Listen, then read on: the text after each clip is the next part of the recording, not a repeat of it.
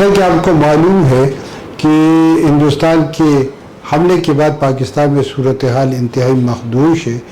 اور آج سب سے پہلے قومی سلامتی کونسل کا ایک اجلاس ہوا جس کی صدارت وزیر اعظم صاحب نے کی، وزیر اعظم شہباز شریف نے کی۔ اس کے بعد اب کابینہ کا اجلاس ہو رہا ہے۔ قومی سلامتی کونسل کے اجلاس میں اس حملے کی شدید الفاظ میں مذمت کی گئی ہے اور اسے پاکستان کی سالمیت، آزادی اور خود مختاری پر ضرب کاری قرار دیا گیا ہے، اور اس سلسلے میں باقاعدہ طور پر تو ابھی تک کوئی اعلان نہیں ہوا ہے، مگر جو دکھائی دیتا ہے اور جو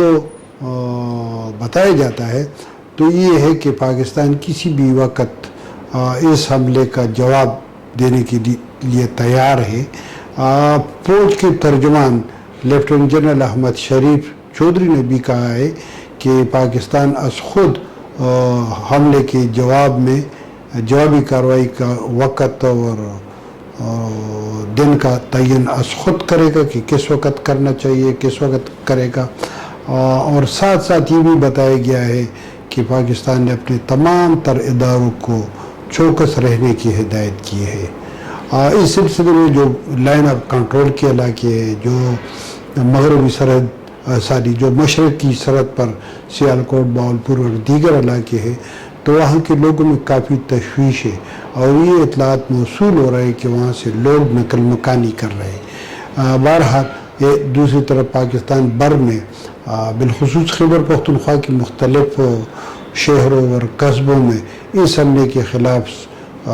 سخت رد عمل کا سامنا آ رہا ہے، جلسے جلوس ہو رہے ہیں، اس کی شدید الفاظ میں مذمت ہو رہی ہے اور حکومت اور فوج کے ساتھ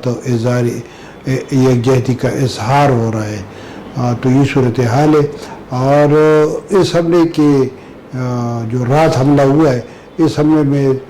فوج کے ترجمان کے بقول 26 افراد ہلاک اور 46 زخمی ہوئے ہیں، اور تازہ ترین اطلاعات کے مطابق کالعدم تنظیم جیش محمد کے سربراہ مولانا مسعود اظہر نے ایک اعلامیہ جاری کیا ہے، اور اس میں انہوں نے کہا ہے کہ اس حملے میں بہاولپور میں ان کی قریبی 10 رشتہ دار اور 4 قریبی ساتھی یہ مرے ہیں،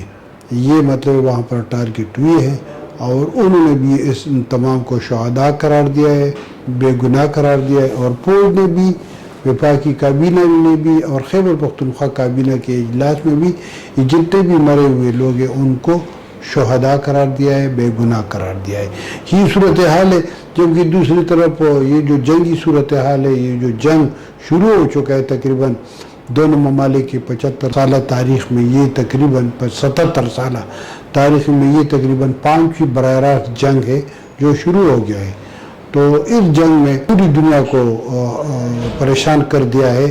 اور اس سلسلے میں یونائٹڈ کنگڈم یعنی برطانیہ، جاپان اور رشیا نے سخت افسوس کا اظہار بھی کیا ہے۔ یہ تقریباً 77 سالہ تاریخ میں دونوں ہمسائے ممالک کے درمیان 5ویں براہ راست جنگ ہے، اور اس جنگی صورتحال نے پوری دنیا کو پریشان کر دیا ہے، اور یونائٹڈ کنگڈم، برطانیہ، جاپان اور رشیا نے اس پر سخت افسوس کا اظہار کیا ہے، اور ان تینوں ممالک نے آفر کیا ہے وہ اس میں مصالحت کے لیے اپنا کردار ادا کرنے کے لیے تیار ہے۔ اب پاکستان اور ہندوستان کی جانب سے تو کوئی جواب نہیں کیا ہے، البتہ پاکستان کی وزارت خارجہ نے بھی ہندوستان کے نائب الامور کو طلب کر کے اور ان کو ڈیمارش بھی کر دیا ہے اور سخت احتجاج بھی کیا ہے۔ اب اس جنگی صورتحال نے اگر دنیا کو پریشان کر دیا ہے تو پاکستان بھر کے لوگ جو ہیں وہ بھی اس پر سے سخت پریشان ہیں، سخت تشویش کا اظہار کر رہے ہیں۔ شکریہ ناظرین، ہمارے ساتھ رہیے، وقتاً فوقتاً ہم آپ کو جنگ کی صورتحال سے آگاہ کرتے رہیں گے۔